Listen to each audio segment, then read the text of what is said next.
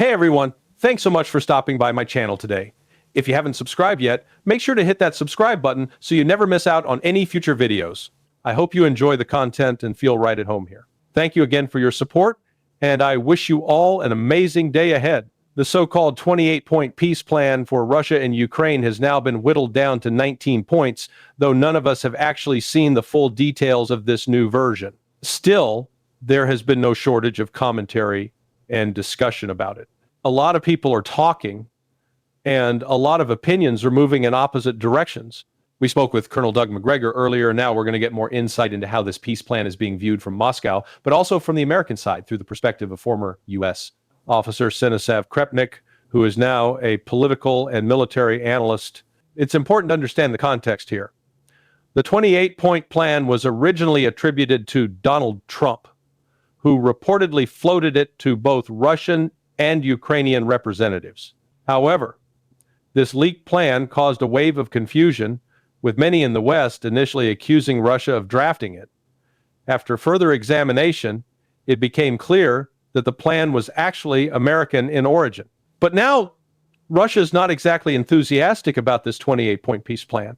As it stands, we now have a 19-point version that, as of now, neither Russia nor the general public has officially seen. However, we can still hear a lot of people's opinions on what is in the plan, and they don't look good for Russia. From the Russian perspective, the plan appears to be deeply hostile. I was just discussing this earlier on a popular political show in Russia, Evening with Salev, where I brought up some points that aren't usually mentioned in Western media. The reality is that the 28-point plan is not pro-Russian in any sense.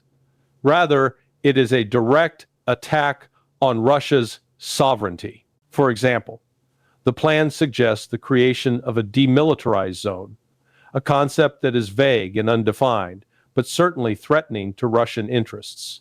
It proposes reducing Ukraine's army size from 600,000 men down to just 30,000.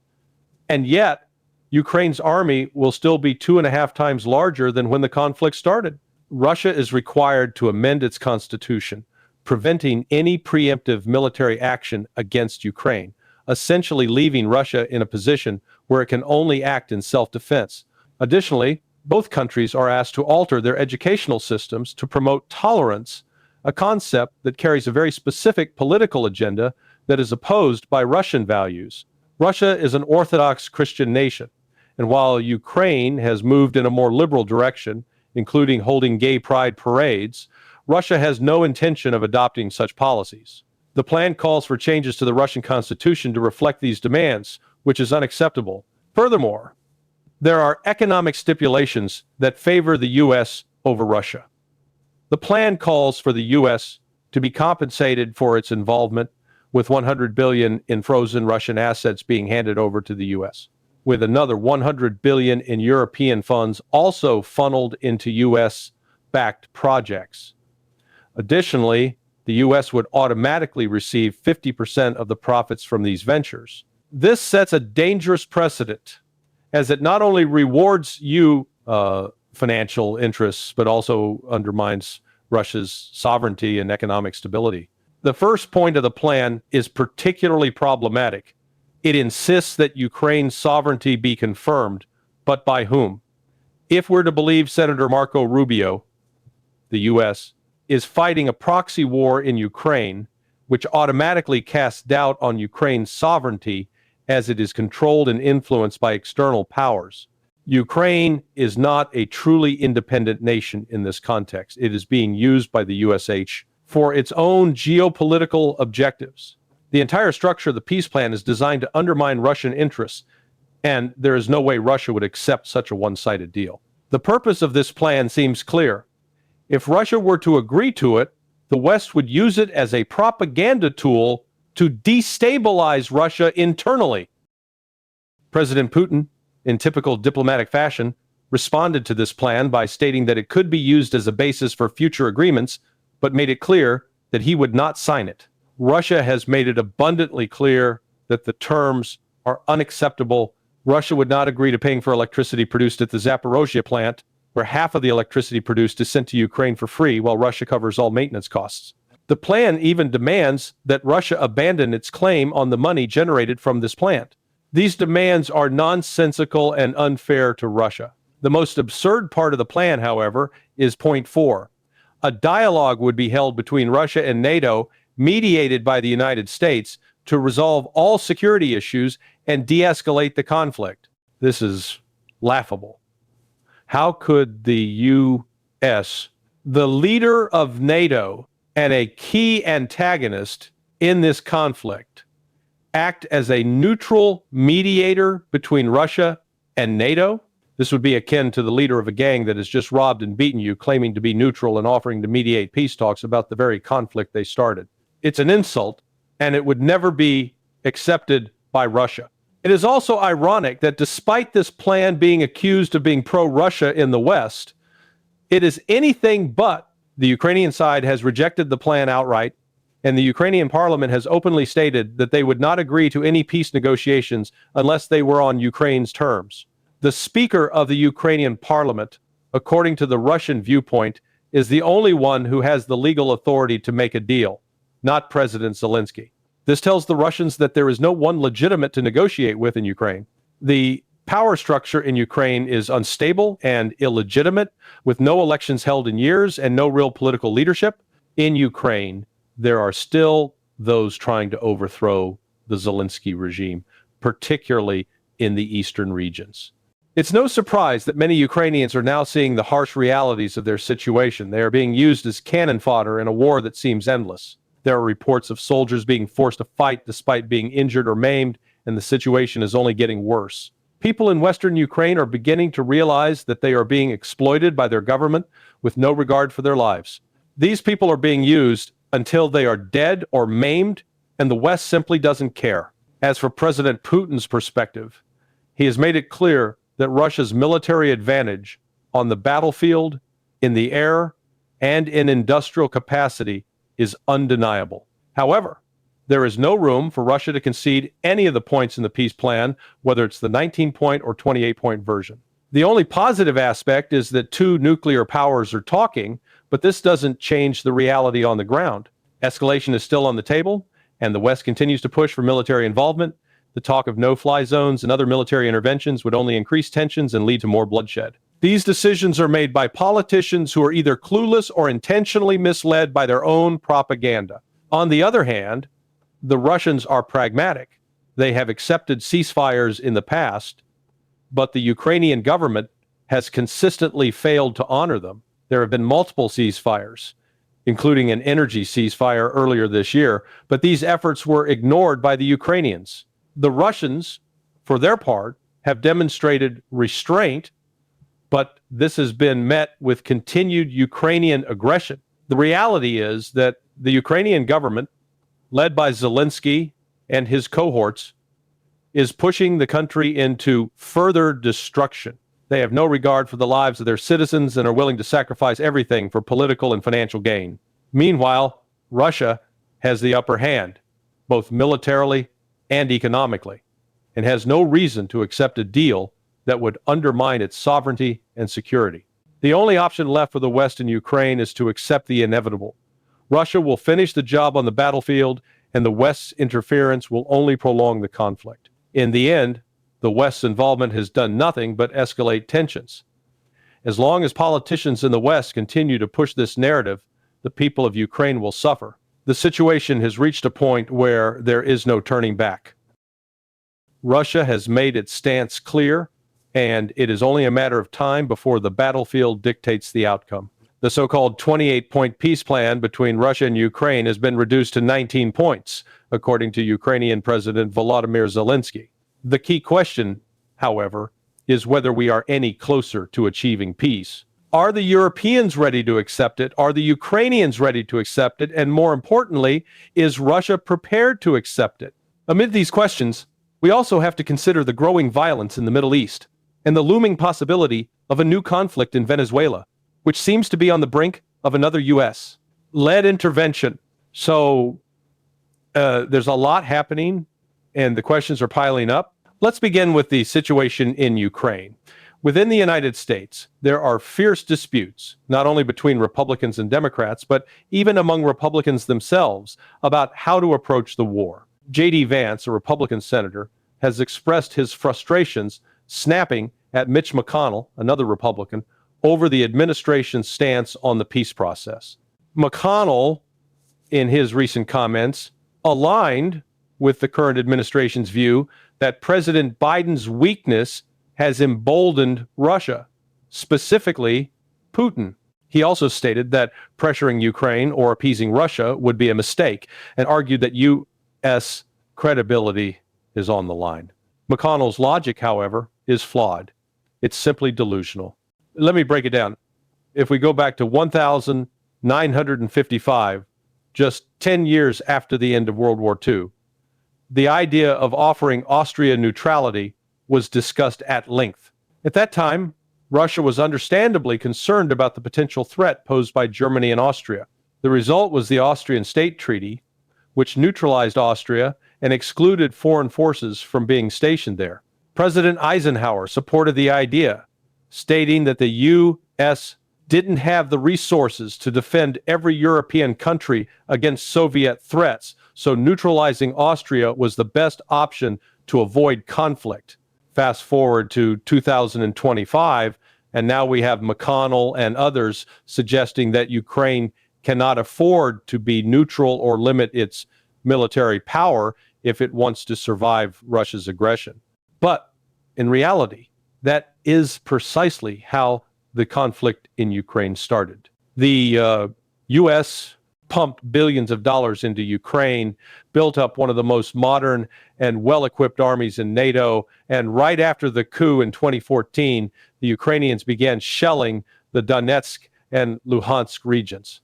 Russia understandably felt threatened by this, and this is how the war started. The people in Washington, both Republicans and Democrats, are out of touch with the reality of the situation.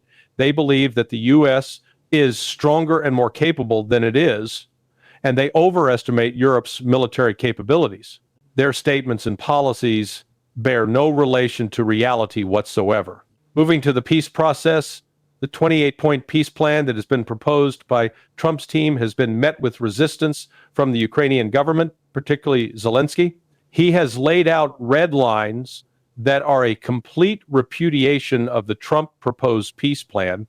Zelensky's government has made it clear that they will not accept any restrictions on Ukraine's defense forces, nor will they accept any legal recognition of Russian control over Ukrainian territories. This sets the stage for the peace process to be dead in the water before it even begins. The whole situation reveals a critical problem. Trump's negotiators didn't engage with the real people in charge in Russia. Instead, they worked through intermediaries who had no authority or understanding of the situation on the ground. This led to a worthless, vacuous plan with 28 points that have no real chance of being accepted by Russia. It's also clear that Trump, despite being a key player, isn't interested in resolving this issue. He's concerned more with optics than with achieving a meaningful peace deal. The people who influence his decisions, particularly those with deep ties to the military-industrial complex, are pushing for continued conflict with Russia. Russia has made it clear from the outset that their goals are simple and non-negotiable: security, stability, and the protection of Russian-speaking people in the Donbass region. The longer the West pushes Ukraine into this conflict, the more likely it is that Russia will be forced to continue its military operations. The ultimate goal for Russia, it seems, is to secure its position by taking the land up to the Dnieper River, effectively drawing a clear line between Russian-controlled areas and Ukraine. What makes this situation even more frustrating is the sheer incompetence of the European leadership. Leaders like Keir Starmer in the UK continue to peddle the same false narratives they've been repeating for years.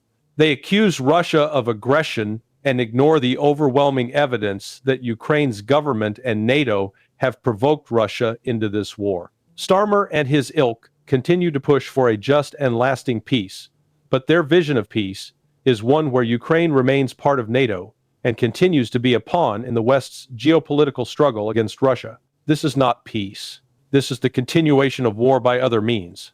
Starmer's speech, full of lies and half-truths, is emblematic of the West's ongoing refusal to acknowledge the reality on the ground. The truth is that Ukraine under Zelensky's leadership has been a catalyst for conflict, not a victim of it. Until the Ukrainian government is removed from power, there will be no peace. The population in eastern Ukraine, along with many in the West, has grown weary of the war and recognizes that peace will only come when Zelensky and his government are ousted. The problem, of course, is that the U.S. and European leaders continue to prop up this regime, and as a result, they continue to prolong the war and the suffering of the Ukrainian people. As long as the current government remains in power in Kyiv, there will be no peace. The solution is clear. The regime must go. The European and U.S. support for Ukraine is driven by the interests of powerful donors and military-industrial interests, not by the needs of the Ukrainian people or the security of Europe. Both Republicans and Democrats in the U.S. are complicit in this, and they are serving the interests of the elite, not the American public. The result is that the war continues, and the United States, Europe, and Ukraine are all paying the price. It's clear that this war is not in the best interests of the U.S. or Europe. The only path to peace is through a serious reevaluation of the current strategy. We need to stop feeding into the war machine and start prioritizing peace and stability. However, that is unlikely to happen as long as the same people who have been pushing this conflict continue to hold power. As for the future, it is likely that the Russians will continue to push westward, securing key cities like Odessa and Kharkov. Only then, when they have secured what they consider essential for their national security, will they be willing to consider a peace deal. But that may take time. And until then, the West will continue to be on the wrong side of history. Ultimately, the peace process is a farce, and the only true path to peace is the removal of Zelensky and his government. Until that happens, there will be no peace in Ukraine or Europe. First, regarding the current situation in Gaza, the killing continues unabated as Israel pursues its objectives with even more freedom due to the international silence and the distracting ceasefires. The so-called ceasefire was primarily this unchecked aggression isn't a new phenomenon. The situation in Syria, with the removal of Bashar al-Assad from power, has empowered Israel further. Once Assad's regime was ousted, Hezbollah, which had relied on Syria as a conduit for weapons from Iran, found its supply lines severed. Israel capitalized on this victory. This dynamic isn't just about Israel's violent actions, it's about how they operate with full global support. A particularly disturbing example is the treatment of humanitarian workers. A U.S. surgeon who specialized in life-saving operations for children in Gaza was barred from entering the region. Despite his track record of helping Gaza's children, Israel prevented him from carrying out his critical work. The lack of accountability here is staggering, and it speaks volumes about Israel's need to demonstrate total dominance over Gaza, both to the people inside and those trying to assist them. But the world doesn't seem to care. No one stands up to Israel, not even Russia or China, both of which have the influence to challenge Israel's actions. The people of Gaza are powerless in this equation. They are caught between the geopolitical machinations of great powers that care more about their interests than the fate of innocent civilians.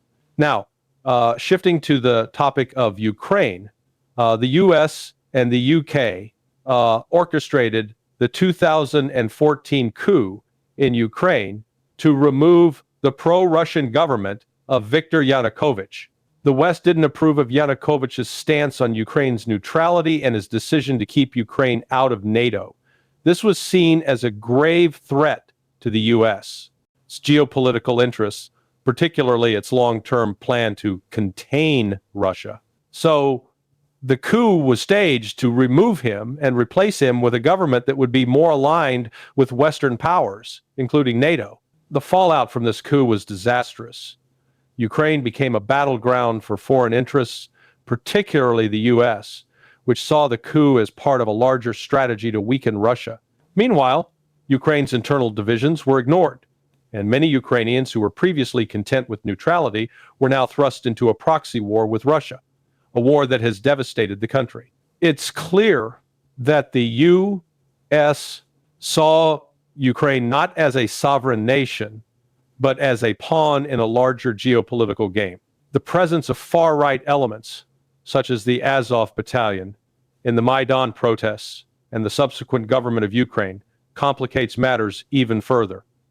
These groups, empowered by U.S. support, remain a force to be reckoned with in Ukraine today. And they have made it clear that they would rather see the country destroyed than allow a peace deal with Russia. This leaves Ukraine's president, Volodymyr Zelensky, in a perilous position, caught between these extremists and the demands of the international community, primarily the U.S. This brings us to the latest developments in the Ukraine conflict. The proposed 28-point peace plan, which initially seemed like a potential breakthrough, has now been watered down due to pressure from U.S. political elites, particularly the neoconservative faction. These individuals are determined to see the war continue, not because they care about Ukraine's sovereignty or the welfare of its people, but because they see this as an opportunity to weaken Russia. The Trump administration, which seemed ready to push for peace, has now been forced to retreat due to pressure from these entrenched political forces. The underlying issue here is the continued pursuit of a strategy that has failed. The U.S. and its allies have spent years pumping weapons into Ukraine, hoping to bleed Russia economically and militarily. But Russia has withstood these pressures, and the war continues with no end in sight. The reality is that the U.S. has played a significant role in stoking this conflict, and now, even as calls for peace grow louder, Washington remains unwilling to accept any solution that would bring the war to a close. The real tragedy in Ukraine is that the Ukrainian people, who are deeply divided on the issue of NATO membership and Russia, are the ones suffering the most. The U.S. has imposed its will on Ukraine, pushing it into a conflict it didn't want, and that has led to nothing but destruction. The reality is that the U.S. doesn't care about Ukraine's future, only its own strategic interests. And as for Russia, it has been clear from the beginning that any peace deal that doesn't address its security concerns is a non-starter. Yet the U.S. continues to pursue a path of escalation regardless of the consequences. In conclusion, both Gaza and Ukraine represent situations where powerful nations are playing geopolitical games with little regard for the human cost. In Gaza, Israel continues its brutal occupation with the support of the U.S. and a passive international community.